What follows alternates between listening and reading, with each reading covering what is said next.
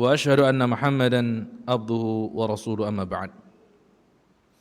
Puji syukur kepada Allah Subhanahu wa taala yang senantiasa memberikan kenikmatan kepada kita semuanya sehingga kita dapat berkumpul di salah satu majlis ilmu.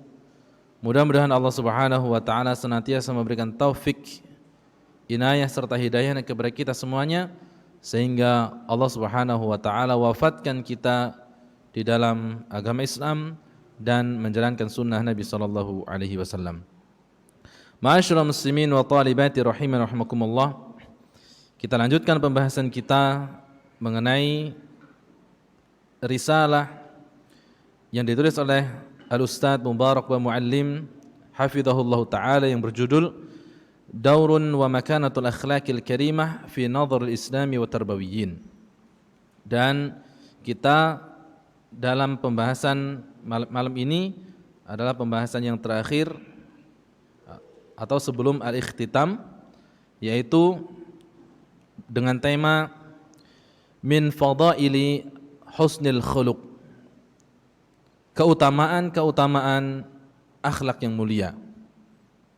Keutamaan akhlak yang mulia.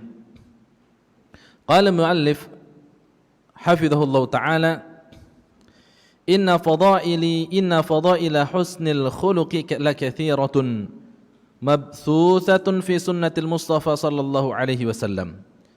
Sesungguhnya keutamaan akhlak yang mulia sangatlah banyak sekali tercermin di dalam sunnah Nabi sallallahu alaihi wasallam. Idh annahu qudwatun fihi wa uswatun linnas. Karena beliau sallallahu alaihi wasallam adalah seorang qudwah, suri tauladan kepada manusia. Wa kanat siratuhul amaliyatu wa sunnatuhu al-fi'liyatu nibrasan fil akhlaq. Dan apabila kita cermati sejarah Nabi sallallahu alaihi wasallam dan membuktikan bahwasanya beliau adalah orang yang melaksanakan akhlak yang mulia, orang yang memiliki cerminan kepada orang lain untuk melakukan akhlak yang mulia. Faqad zakharat sunnatuhul qawliyatu bil isyadati bimakarimil akhlaq. Dan sunnah-sunnah Nabi sallallahu alaihi wasallam yang berupa perkataan banyak sekali menjelaskan tentang akhlak yang mulia. Wa makanatu ahliha, dan kedudukan orang yang memiliki akhlak yang mulia. Wa 'azimi thawabiha, dan betapa besarnya pahala yang akan diperoleh atas orang yang memiliki akhlak yang mulia.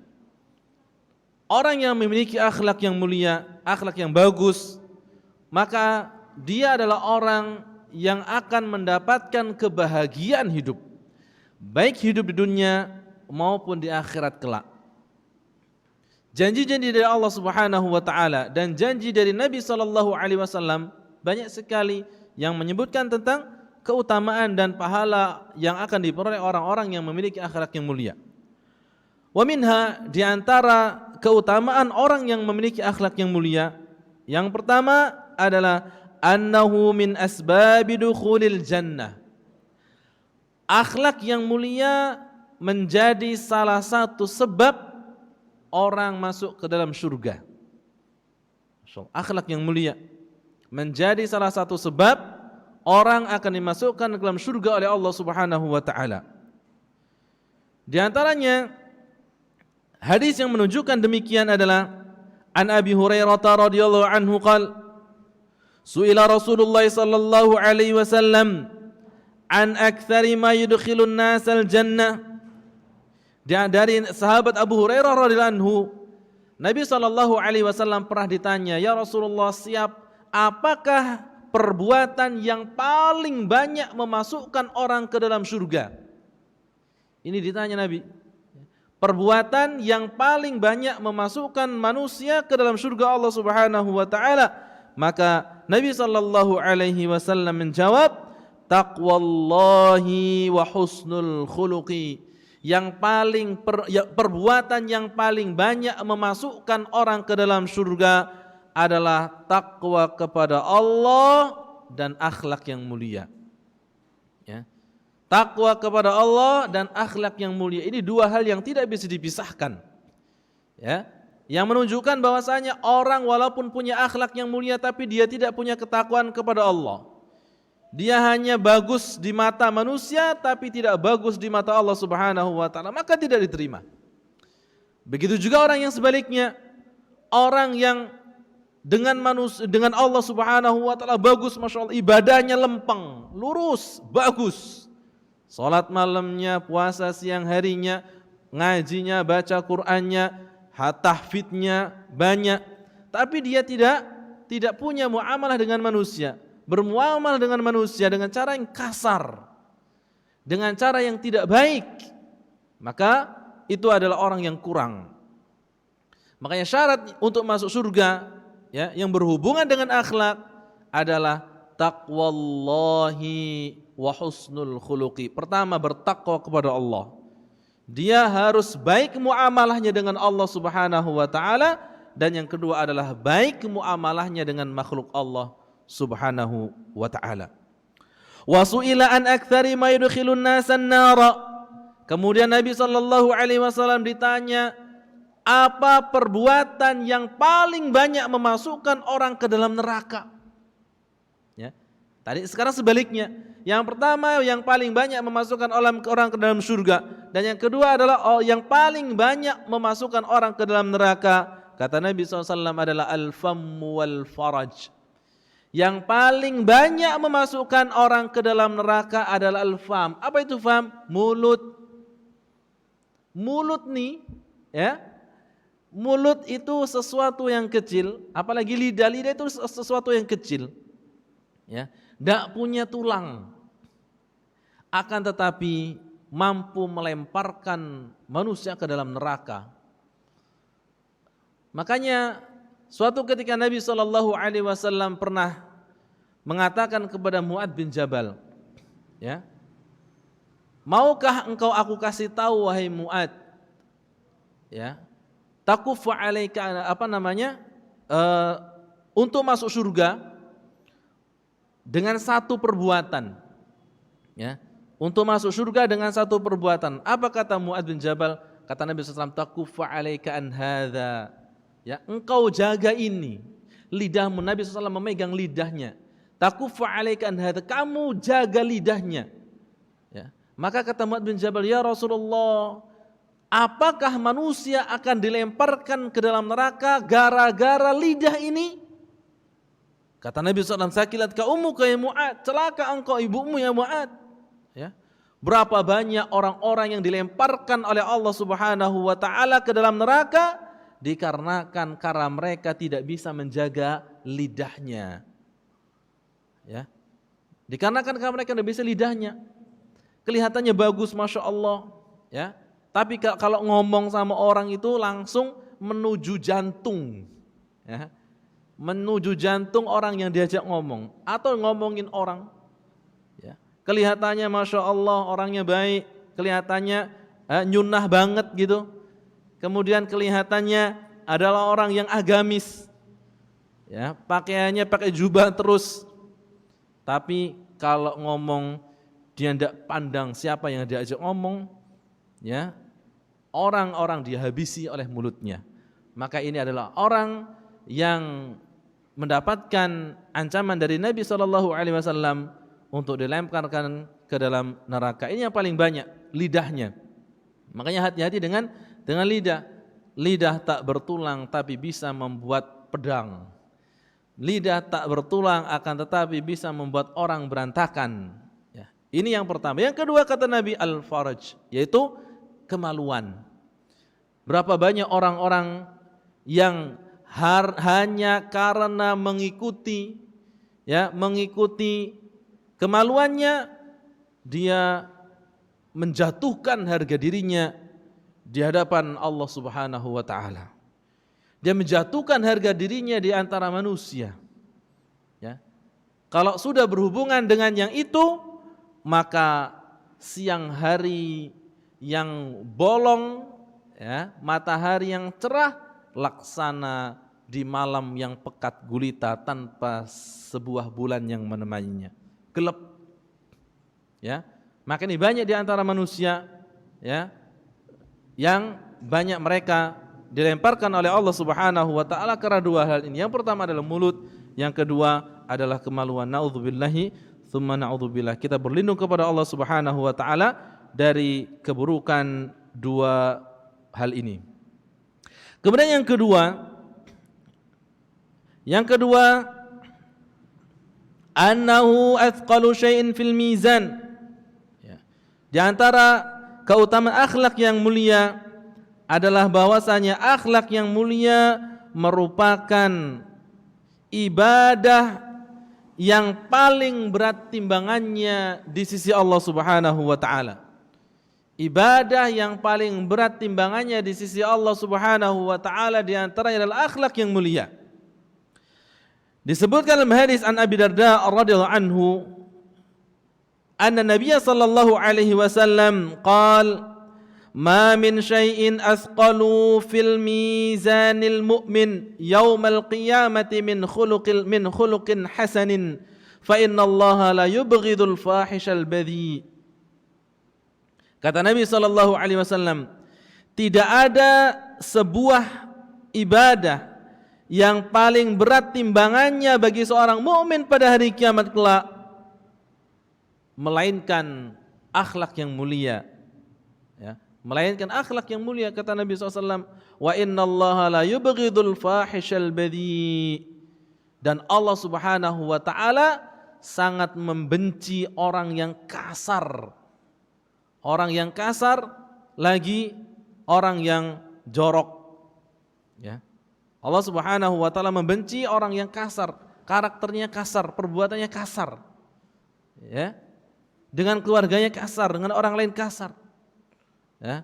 Maka ini dibenci oleh Allah Subhanahu wa ta'ala, ya.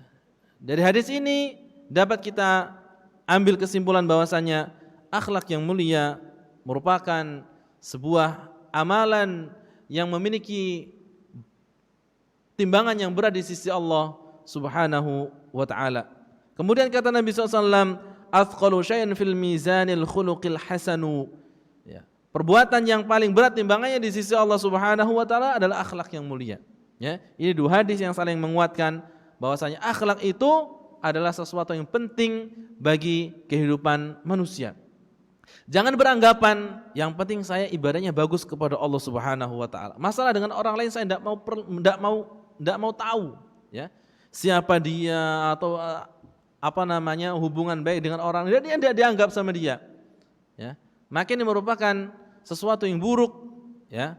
Karena ibadah seorang itu akan memiliki makna dalam kehidupannya apabila dia itu hubungan baik dengan Allah Subhanahu wa ta'ala dan berhubungan baik dengan manusia. Hablun minallahi wa hablun minan nas, ya, hubungan baik dengan Allah Subhanahu wa ta'ala berupa ibadah-ibadah kepada Allah Subhanahu wa ta'ala dan memiliki hubungan baik dengan manusia, yaitu dengan muamalah yang baik.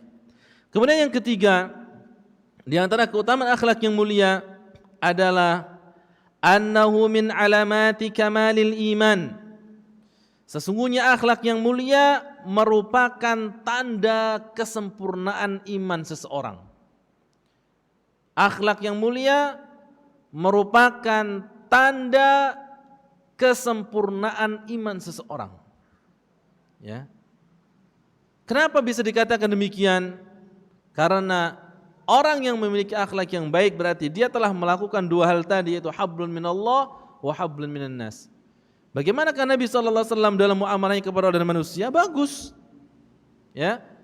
Nabi SAW bermuamalah dengan Allah Subhanahu wa ta'ala adalah muamalah yang terbaik, ibadah yang terbaik yang dilakukan oleh hambanya.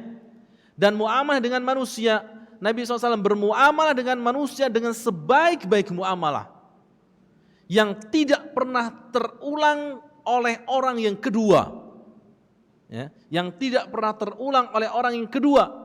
Nabi Muhammad SAW adalah orang yang terbaik di atas muka bumi ini dalam melakukan akhlak yang mulia. Adapun orang yang lain mencontohnya, maka ini tidak sama dengan yang dilakukan oleh Nabi sallallahu alaihi wasallam.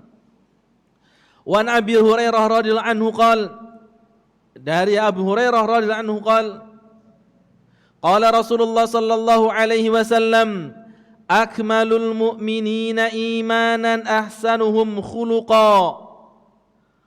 Seorang mukmin yang paling sempurna imannya adalah mereka yang terbaik akhlaknya.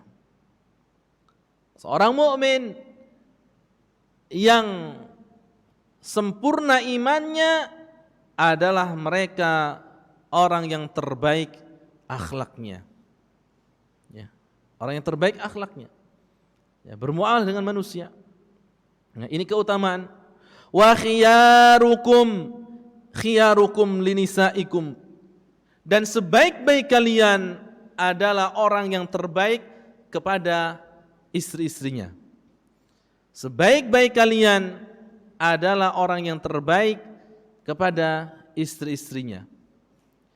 Dalam riwayat yang lainnya, wa ana khairukum li ahli, dan aku adalah orang yang terbaik untuk keluargaku. Ini kata Nabi SAW. Ya. Laki-laki yang terbaik adalah laki-laki yang paling baik bermuamalah dengan istrinya.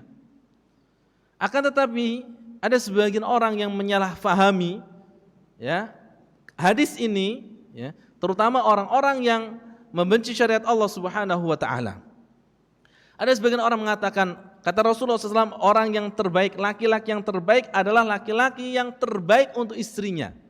Ya, yang terbaik artinya adalah orang yang paling memberikan kebaikan kepada istrinya. Iya, lantas berarti kalau ada orang yang berpoligami, maka dia tidak baik kepada istrinya. Ini sebagian orang berpandangan demikian. Kalau laki-laki ada yang berpoligami, maka dia tidak baik dengan istrinya. Kenapa? Karena dia menyakiti hati istrinya. Nah, ini adalah pandangan orang di zaman modern. Ya, orang yang muncul daripada orang-orang orientalis yang ingin merusak Islam. Ya, kata mereka orang yang berpoligami berarti mereka adalah orang yang tidak cinta kepada istrinya. Ini kata-kata yang banyak teradopsi oleh kaum mukminin, dan ini adalah perkataan yang salah. Kalau seandainya orang yang berpoligami adalah orang yang tidak cinta kepada istrinya, berarti bagaimana dengan para nabi? Nabi Muhammad SAW adalah orang yang berpoligami, istrinya lebih dari satu. Ya? Kalau seandainya berpoligami itu adalah orang yang tidak punya akhlak, maka berarti terbantahkanlah ucapan Nabi SAW, wa ana khairukum li ahli, aku adalah laki-laki yang paling baik terhadap keluargaku, istriku. Ya, terbantahkan. Bagaimana dengan Nabi Ibrahim alaihissalam? Bagaimana dengan Nabi Yakub alaihissalam dan semua para nabi, ya, dan para sahabat semuanya mereka melakukan poligami? Maka terbantahkanlah ucapan-ucapan mereka, ya, yang ingin merusak Islam, yang ingin, ya, sok menjadi pahlawan, ya, dengan menamakan orang yang bergelut di dalam urusan kewanitaan. Oleh karenanya, ya, bedakan antara hukum syar'i dengan perasaan. Bedakan antara hukum syar'i dengan perasaan. Sebagian orang mengatakan, yang mereka berpandangan, ya, syar'i itu harus sesuai dengan perasaan. Kalau syar'i itu tidak sesuai dengan perasaan, berarti syar'inya salah. Nah, ini tidak bisa, ya. Syar'i perasaannya, perasaan lain, hubungannya lain, ya. Hubungannya lain. Kalau seandainya, ya, syariat yang syar'i di dalam Islam itu semuanya harus mengikuti perasaan, maka rusaklah Islam. Rusaknya Islam, ya. Maka ketika Nabi SAW mau memerintahkan perang, jangan perang ya Rasulullah. Kenapa? Kasihan mereka anak-anak kecil kalau kehilangan bapaknya, ya, tidak jadi perang. Karena apa? Karena main perasaan. Begitu juga ketika ada orang yang mencuri, sesuai dengan nisabnya, kemudian ditetapkan hukuman potong tangan. Ya Rasulullah, jangan potong tangan ya Rasulullah, kasihan, ya, main perasaan. Tidak bisa. Ketika ada orang yang membunuh, dibunuh. Kalau main perasaan, jangan ya Rasulullah, kasihan mereka. Ya. Makanya ya, dalam syariat Islam itu ada hukum syar'i. Hukum syar'i ya harus melai sesuai dengan kaidah syar'i. Dan perasaan itu harus mengikuti perasaan dan jangan bawa-bawa syar'i. Ya. Ini ada sebagian ya orang-orang yang mereka ya mungkin secara fitrahnya mereka tidak mau, akhirnya membawa-bawa masalah agama, ya. Katanya orang yang cinta dengan istrinya tapi melakukan poligami berarti tidak cinta. Wah, ini keliru, ya. Tandanya cinta adalah yang melakukan itu. Nabi SAW melakukan dan para sahabat semua melakukan, ya. Jadi bedakan antara yang syar'i dengan perasaan. Kemudian selanjutnya qala al-Hulaimi rahimahullahu taala fadalla hadzal qawla ala anna husnal khuluqi iman. Kata Al-Hulaimi, beliau mengatakan dipandang dari hadis ini ya bahwasanya akhlak yang mulia merupakan keimanan. Ya. Akhlak itu ada erat hubungannya dengan keimanan. Semakin tinggi iman seseorang, maka harusnya semakin memiliki akhlak yang mulia. Semakin tinggi iman seseorang berarti harus memiliki akhlak yang lebih mulia. Kepada siapa? Kepada keluarganya, kepada tetangganya, kepada sanak familinya, kepada orang lain. Ya. Ini kenapa? Karena akhlak merupakan iman. Wa anna adamahu nuqsanu imanin. Dan orang yang tidak punya akhlak, maka berarti imannya itu berkurang. Wa annal mu'minina mutafawituna fi imanihim. Dan setiap mukmin itu berbeda dalam masalah keimanannya. Ya. Fa ba'dhum akmalu imanan min ba'dhin. Ya, sebagian yang lainnya itu memiliki iman yang lebih baik, yang lebih kuat daripada yang lainnya. Iya. Ya. Ada orang yang akhlaknya baik, imannya lebih tinggi daripada yang lainnya. Ada orang yang akhlaknya kurang baik, maka berarti imannya menunjukkan tentang ya kelemahan iman di dalam jiwanya. Makanya seorang mukmin harus meningkatkan keimanannya kepada Allah Subhanahu wa taala. Meningkatkan keimanannya kepada Allah Subhanahu wa taala, kepada keluarganya, kepada orang lain. Dengan cara apa? Dengan cara bertaqarrub kepada Allah Subhanahu wa taala, melakukan akhlak yang mulia, berbaik kepada istrinya, berbaik kepada keluarganya, kepada tetangganya semuanya. Ya. Ini yang menjadikan seorang memiliki level tingkatan iman yang tinggi di sisi Allah Subhanahu wa taala. Kemudian yang keempat, di antara keutamaan akhlak yang mulia, annahu da'watun Nabi sallallahu alaihi wasallam. Ya. Akhlak yang mulia merupakan dakwahnya Nabi sallallahu alaihi wasallam. Ya, akhlak yang mulia, ya, seorang mukmin melakukan akhlak yang mulia ini merupakan asas dasar daripada dakwahnya Nabi Muhammad sallallahu alaihi wasallam. Fa Abi Hurairah radhiyallahu anhu qala, dari Abi Hurairah radhiyallahu anhu bahwasanya Nabi SAW bersabda, "Innama bu'itsu liutammima salihal akhlaq." Sesungguhnya aku diutus oleh Allah Subhanahu wa taala untuk menyempurnakan akhlak yang mulia. Di dalam riwayat yang lainnya, "Innama bu'itsu liutammima makarimal akhlaq." Sesungguhnya aku diutus oleh Allah Subhanahu wa taala untuk memperbaiki akhlak. Ya. Kenapa? Karena di zaman dahulu ya, banyak orang yang tidak punya akhlak. Ya. Punya akhlak tapi akhlaknya bejat. Punya akhlak tapi akhlaknya rusak. Ya. Kepada orang lain, kepada tetangganya tidak mau berbaik. Ya. Kepada temannya tidak pandang dia teman atau lawan. Ya. Maka Nabi SAW diutus oleh Allah Subhanahu wa taala untuk menyempurnakan akhlak yang ada di tengah-tengah manusia. Wa fi hadza akbaru dalilin wa ansa'u hujjatin ala anna risalatal islami haqqaqat dzirwatal kamali wa qimatal khairi wal fadilati wal akhlaq. Dari penjelasan ini ya atau ini merupakan dalil yang terbesar dan hujjah yang terbesar bahwasanya Islam itu ya memiliki posisi yang paling utama, memiliki posisi yang paling tinggi kedudukannya di sisi Allah Subhanahu wa taala, karena di dalam Islam ada kebaikan-kebaikan yang mampu dilakukan oleh manusia, yang mampu dilakukan oleh kaum muslimin, dan di dalam Islam itu ya memerintahkan untuk melakukan akhlak yang mulia. Kalau kita lihat bagaimana orang-orang Arab, orang-orang barat dahulu ya, mereka adalah orang-orang yang sepertinya mereka adalah orang-orang yang paham dengan teori ya. Orang-orang yang pintar, orang yang cerdas, tapi dengan keluarganya mereka tidak baik. Ya, kalau istrinya dibunuh, istrinya dicerca, keluarganya dibinasakan. Untuk apa? Supaya dia naik menjadi terkenal. Sementara orang lain dimatikan tidak masalah. Tidak punya akhlak, ya, tidak memiliki akhlak. Makanya Islam ya datang untuk memperbaiki akhlak, untuk memanusiakan manusia, ya, untuk memanusiakan manusia. Karena sebelumnya, ya, manusia itu ada yang disamakan seperti binatang, ada yang disamakan seperti barang. Di antaranya orang-orang zaman dahulu sebelum Islam datang, ya, ada sebuah jenis kelompok manusia yang apabila seorang wanita ya, suaminya meninggal, maka si wanita pun harus dibunuh.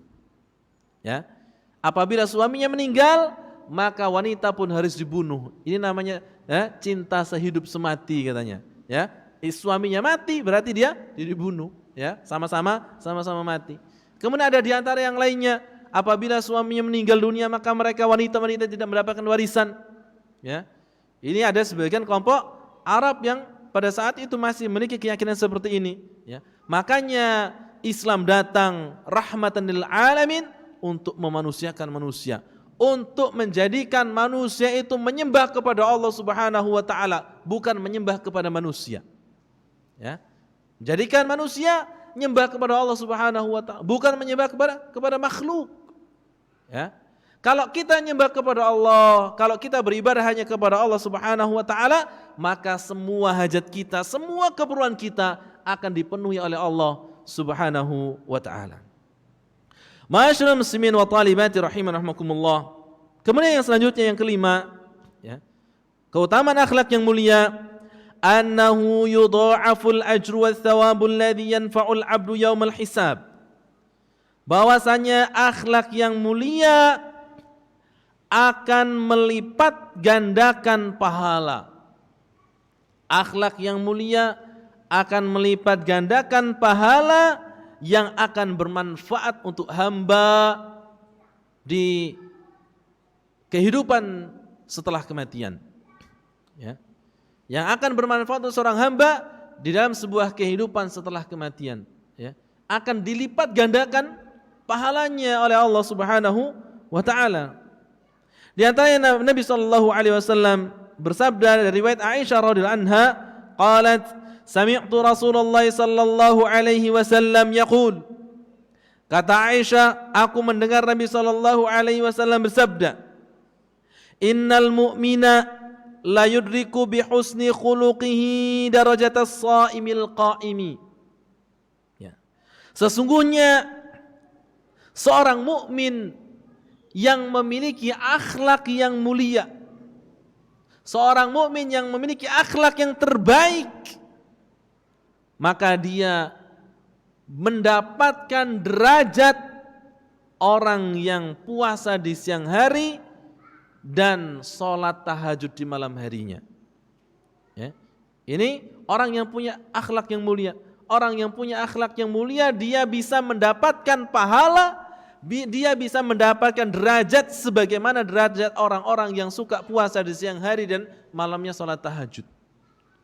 Alangkah mulianya, ya, alangkah besarnya pahala di sisi Allah Subhanahu wa taala terhadap mereka orang-orang yang memiliki akhlak yang mulia. Ya.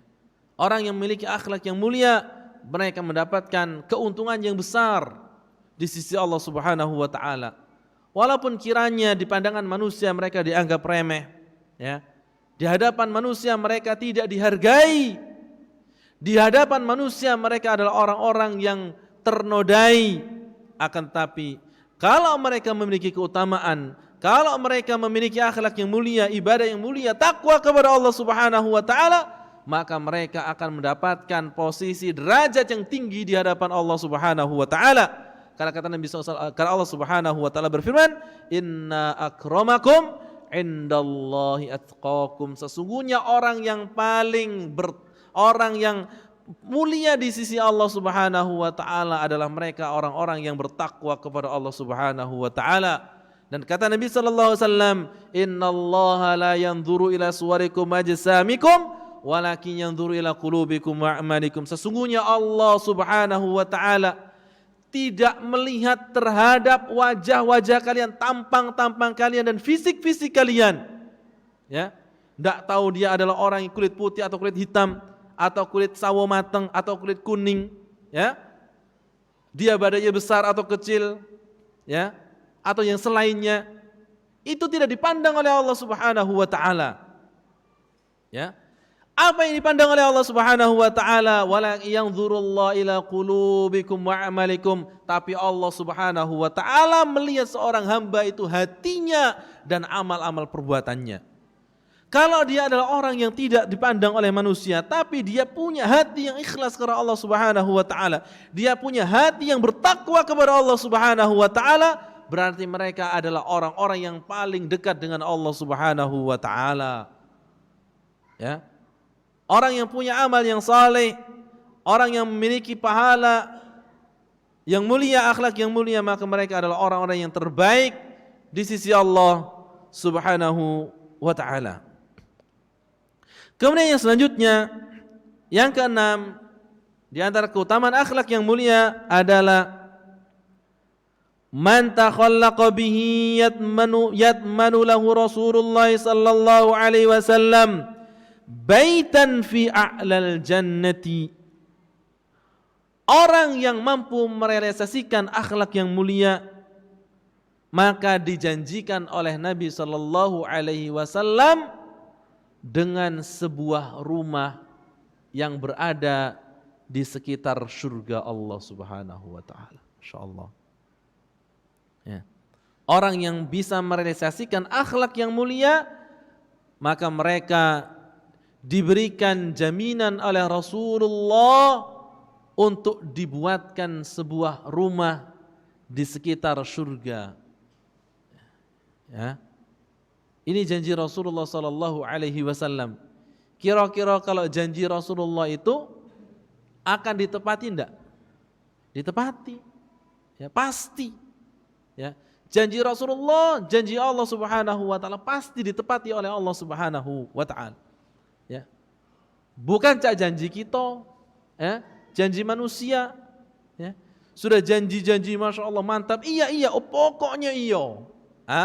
Asak ditunggu besok, dak datang. Nah, akhi mak mano? Oh iya akhi, ana dak bisa, ngapo? Ketiduran tadi. Nah, ini janji manusia, ya. Ya. Tapi kalau janji Allah Subhanahu wa taala, ya, Allah mengatakan dalam Al-Qur'an, Nabi SAW mengatakan dalam hadisnya, sebuah janji maka akan terlaksana. Akan benar-benar terlaksana nantinya. Ya. Karena waman asdaqu minallahi qila, siapakah orang yang paling baik ucapannya melainkan Allah Subhanahu wa taala. Janji Allah, janji Rasul akan terlaksana. Kapan? Nanti. Ya, setelah kita meninggal dunia. Ya. Ya, ini janji, dan ingat, ya, setiap janji yang telah kita ucapkan maka diminta pertanggungjawaban oleh Allah Subhanahu wa taala. Janji kita kepada manusia, janji kita kepada saudara kita, janji kita kepada orang lain. Apabila sudah terkeluar janji, maka ingat, ya, ingat saya punya janji apa enggak. Kalau punya janji, maka laksanakan dan hubungi orangnya, ya, supaya apa? Supaya tidak ditagih oleh Allah Subhanahu wa taala di hari kiamat kelak. Kalau enggak bisa dilaksanakan dunia, maka ditagih oleh Allah Subhanahu wa taala. Apa yang telah jadi, ya, kebaikan akan diberikan kepada orang yang dijanji tersebut yang tidak terjadi. Kemudian Nabi SAW menjamin sebuah rumah di sekitar surga Hadisnya adalah an Abi Umamah Al-Bahili radhiyallahu anhu, qala Rasulullah sallallahu alaihi wasallam, ana za'imu bi baitin fi rabadil jannah liman tarakal mira wa in kana muhiqqan, wa baitin fi wasatil jannati liman tarakal kadhib wa in kana mazihan, wa bi baitin fi a'lal jannati liman hasuna khuluquhu.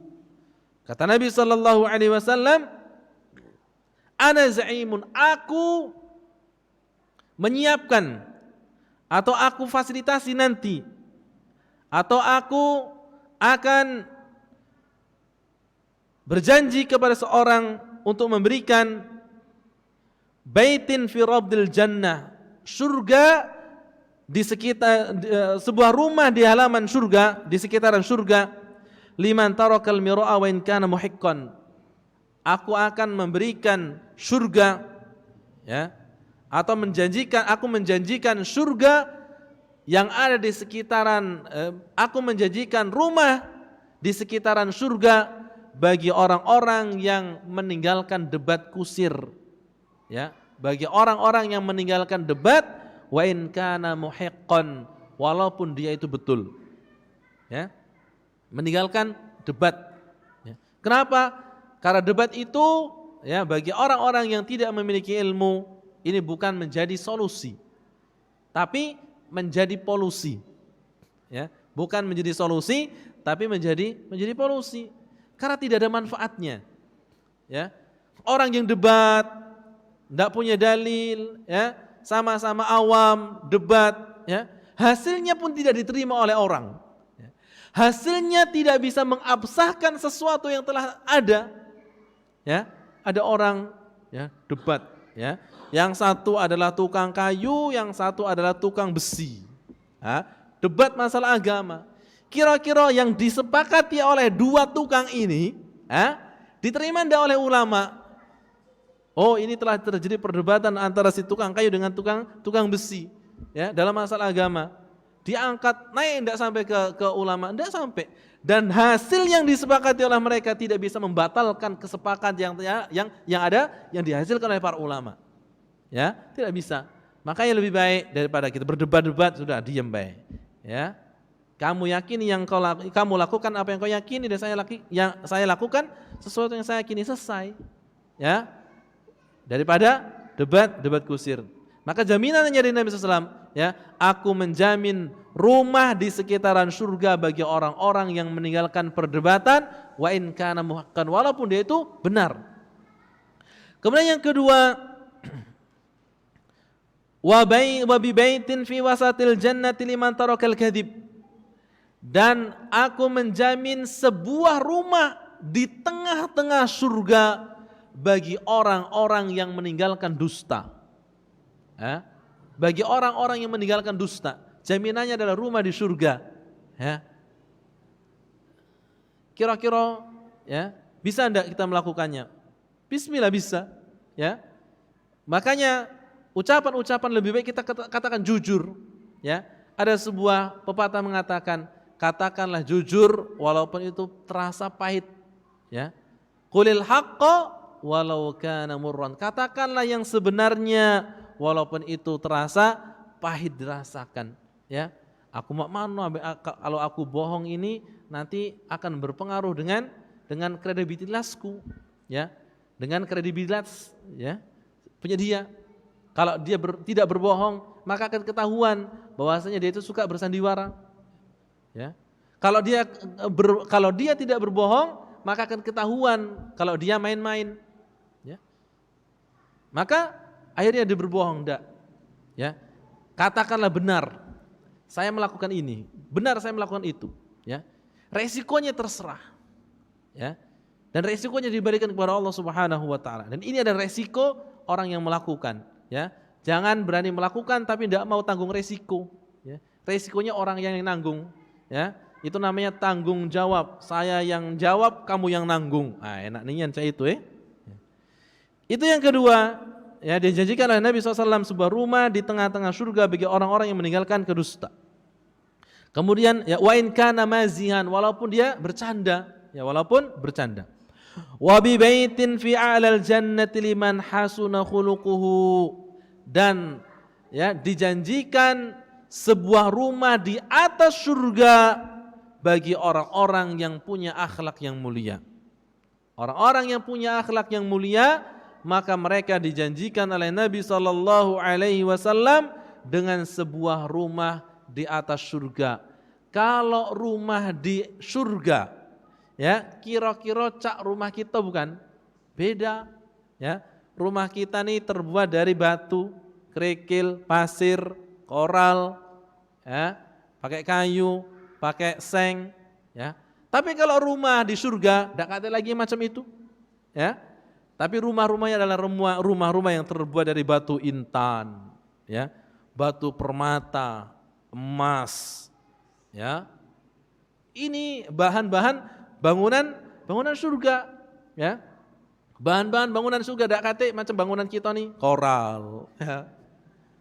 Apalagi ya pasir. Tidak, kalau di sana bangunannya adalah bangunan yang terbuat dari kemewahan-kemewahan, ya. Emas, permata, intan, ya, bukan nama orang, ya. Intan nama orang nih. Tidak, ya. Ini janji Allah Subhanahu wa taala. Kemudian yang ketujuh, ya. Keutamaan akhlak yang mulia, yang ketujuh adalah yakunu sahibuhu aqraban nasi yaumal qiyamati min Rasulillah sallallahu alaihi wasallam. Orang yang punya akhlak yang mulia adalah orang yang memiliki posisi terdekat dengan Nabi sallallahu alaihi wasallam. Orang yang punya akhlak yang mulia adalah orang yang punya posisi terdekat dengan Nabi sallallahu alaihi wasallam. Kata Nabi sallallahu alaihi wasallam, "Inna min ahabbikum ilayya wa aqrabikum minni majlisan yaumal qiyamati ahasinakum akhlaqa." Sesungguhnya orang yang paling aku cintai dan orang yang paling dekat tempat duduknya di hari kiamat nanti dengan aku, kata Nabi SAW, adalah ahasinakum akhlaqo, adalah orang yang paling baik akhlaknya, ya. Orang yang paling baik akhlaknya punya dua keutamaan ini. Pertama adalah orang yang paling dicintai oleh Nabi SAW, dan yang kedua adalah orang yang paling dekat tempat duduknya dengan Nabi SAW. Masya Allah, alangkah mulianya, ya, alangkah mulianya keutamaan ini, ya, dekat dengan Nabi SAW. Kemudian wa inna abghadakum ilayya wa ab'adakum minni yaumal qiyamati, dan orang yang paling aku benci, kata Nabi SAW, dan orang yang paling jauh dengan aku, kata Nabi SAW, ya, pada hari kiamat adalah ats-tsartsarun, adalah orang yang nyenyes. Orang yang nyenyes, ngomong semua yang dia lihat diomongkan, semua yang dia dengar diomongkan, ya. Ini namanya nyenyes, ya. Ngucapin apa, dia lihat sesuatu diomongin, ini diomongin, semua diomongi. Yang ada manfaatnya, yang tidak ada manfaatnya diomonginya semuanya. Na'udzubillah min dzalik. Ya, maka mereka adalah orang yang paling dibenci oleh Nabi SAW. Wal mutasyaddiqun, ya, orang yang mutasyaddiqun itu banyak nanya. Sesuatu yang tidak bermanfaat ditanyakan terus, banyak tanya, ya. Makanya seperti sifatnya orang-orang Yahudi, ya, banyak tanya, kathratul kalam, ya, banyak tanya. Yang tidak bermanfaat ditanyakan, yang sudah tahu ditanyakan, ya. Yang sudah tahu ditanyakan, yang tidak tahu dan ditanyakan. Ini sifatnya orang Yahudi, nanyo terus, yang tidak bermanfaat ditanyakan, ya. Kemudian al-mutafaihiqun, dan juga orang-orang yang sombong dalam ucapannya, ya. Omongannya besar. Oh, kalau bukan aku tidak bisa nih dibangun ini. Kalau bukan aku, semuanya karena aku. Ya. Kalau aku tidak ada di sini, maka tidak ada ini. Ya. Semuanya ucapkan ini hasilku, ini punyaku, semuanya diaku-akuinya. Ya, maka ini adalah orang-orang yang paling dibenci oleh Nabi SAW dan orang-orang yang paling jauh tempat duduknya dengan Nabi SAW. Naudzubillah min tsumma naudzubillah. Mudah-mudahan Allah Subhanahu wa taala menjauhkan sifat-sifat yang buruk kepada kita semuanya dan memuliakan hambanya dengan akhlak-akhlak yang mulia. Mungkin kiranya cukup sampai di sini. Insyaallah kita sambung pada kesempatan yang akan datang. Wallahu taala alam. Subhanakallahumma bihamdika asyhadu an la ilaha illa anta astaghfiruka wa atubu ilaik. Assalamualaikum warahmatullahi wabarakatuh.